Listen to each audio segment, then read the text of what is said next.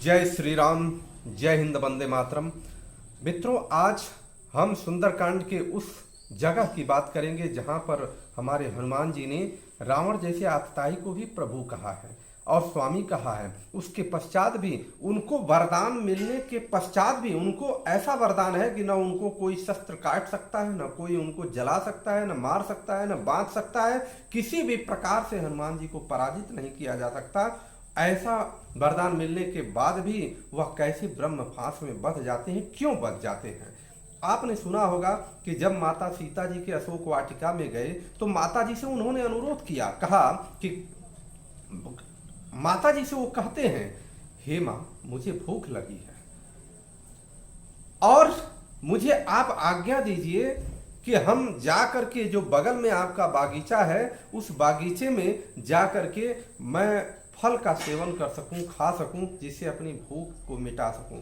माता जी कहती हैं कि पुत्र, वहां पर बहुत सारे ऐसे रक्षक हैं जो बहुत सारी समस्या करेंगे, तुम्हें हानि पहुंचा सकते हैं। लेकिन उन्होंने कहा, नहीं, ऐसा नहीं है माँ, केवल आप मुझे आशीर्वाद दीजिए, वो कुछ नहीं कर पाएंगे। उसके बाद वो प्रवेश करते हैं उस बागीचा में माता जी का आशीर्वाद लेकर के और आज्ञा लेकर के, और जब वाटिका में जाते हैं तो जाने के बाद खाना शुरू करते हैं, फल खाने शुरू करते हैं और फल खाते हैं तो वो कहते हैं कि हमारा तो स्वभाव ही है कि हम फल खाएंगे और खाने के पश्चात उसके कुछ तरु पल्लव है उसको तोड़ेंगे भी, ये स्वभाव ही है।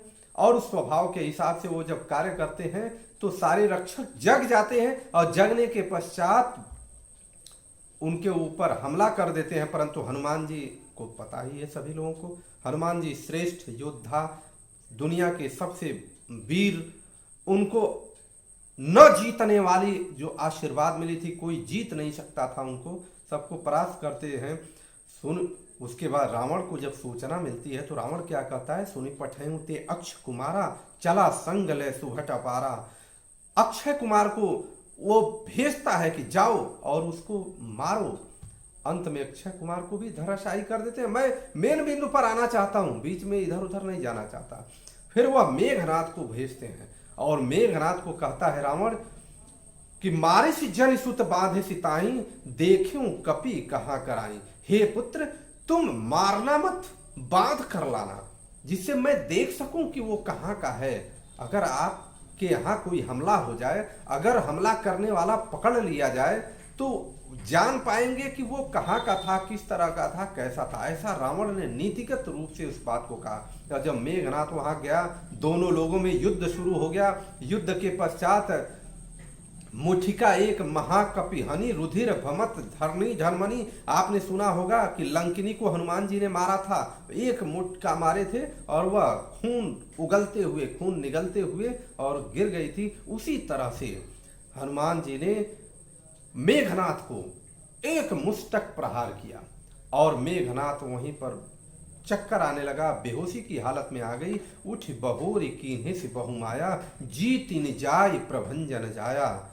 और उसके बाद बहुत सारा माया किया, लेकिन वो किसी भी प्रकार से हनुमान को जीत नहीं पाए। हमारे प्रभु बजरंग बली को वह जीत नहीं पाया। तो फिर क्या सोचा कि ब्रह्म अस्त्र ते साधा, कपिमन कीन विचार, जौन ब्रह्म सर मानहूं, महिमा मिटहि अपार। उसके बाद वो ब्रह्म अस्त्र का साधना करता है। तब हनुमान जी सोचते हैं कि अगर इसके ब्रह्म फांस का या ब्रह्म अस्त्र का मैं सम्मान नहीं करता हूं तो इसके नुकसान क्या होगा। क्योंकि हनुमान जी को तो वरदान था कि कोई किसी भी ब्रह्म फांस, किसी भी फांस में वो बांधे नहीं जा सकते थे। तो इसका अपमान क्या होगा कि ब्रह्मा जी के ऊपर लोगों का विश्वास उठ जाएगा, लोग ब्रह्मा जी का पूजा करना छोड़ देंगे कि ब्रह्मा जी से वरदान लेने से फायदा ही क्या है, कि जब ये वरदान अगर कोई ऐसा व्यक्ति आ जाएगा वहां पर निष्फल हो जाएगा हनुमान जी जैसा। तो उन्होंने कहा कि ब्रह्म अस्त्र का सम्मान करना होगा और उसमें बंधना होगा, और चुपचाप उस ब्रह्मास्त्र में बंध गए। हालांकि मेघनाथ प्रसन्न हुआ कि हम बांध करके ले गए। हनुमान जी ने जा करके वहां पर रावण के जो सभा थी उस सभा में कहा था, ये बात सुनाई थी कि मुझे कोई बांध नहीं सकता था, मैं तो तुम्हारे दरबार की जो शोभा मैं देखना चाहता था, कितना शक्ति हमें देखना चाहता, इसलिए मैं आया हूँ। उन्होंने कहा है, मोहिन कछु बांधे से कई लाजा, की न चाहूं निज प्रभु कर काजा। मैं अपने प्रभु का काम करने के लिए आया हूं, मुझे बंधने का कोई लाज नहीं है। अर्थात स्पष्ट है, अगर आप धर्म के प्रति, अगर आप राष्ट्र के प्रति समर्पित हैं, तो किसी भी प्रकार के लाज लज्जा से ऊपर उठ करके कार्य करेंगे, तब जाकर के राष्ट्र को आप सम्मान दे पाएंगे या धर्म को सम्मान दे पाएंगे। अब वहां पर क्या होता है, जब रावण पूछता है कि आखिर में तुमने हमारे पुत्र को भी मार डाला, ऐसा सभी लोगों को मार डाला, और तो कहते हैं हनुमान जी, क्या कहते हैं, देखिए, खाए सी फल प्रभु लागी भूखा। देखिए, चूंकि बागीचा रावण का था और उसका स्वामी रावण ही था, तो इसलिए वहां कहते हैं, खाए सी फल प्रभु लागी भूखा, कपि स्वभाव ते तोरे हो रूखा। हे प्रभु, मुझे भूख लगी थी, मैंने फल खाया, और चूंकि मेरे नेचर में है, कि कपि के नेचर में है कि थोड़ा उछल कूद करना, थोड़ा डंठलियां इत्यादि तोड़ना, तो कब स्वभाव तेरो रूखा, मैं अपने नेचर के हिसाब से, मैं अपने प्रकृति के हिसाब से कुछ तरु पल्लव आपके, कुछ डंठलियां हमने तोड़ा। उसके बाद भी वो कहते हनुमान जी, जिन मोहि मारा ते में मारे, तेहि पर बांधे तन तुम्हारे। जिन्होंने मुझे मारा था उन्हीं को मैंने मारा, और उसके बाद भी आपके पुत्र ने मुझे बांध कर लाया। उसी के बाद आगे कहते हैं, मोहिन कछु बाधिस कर लाजा, कीन चहु निज प्रभु कर काजा।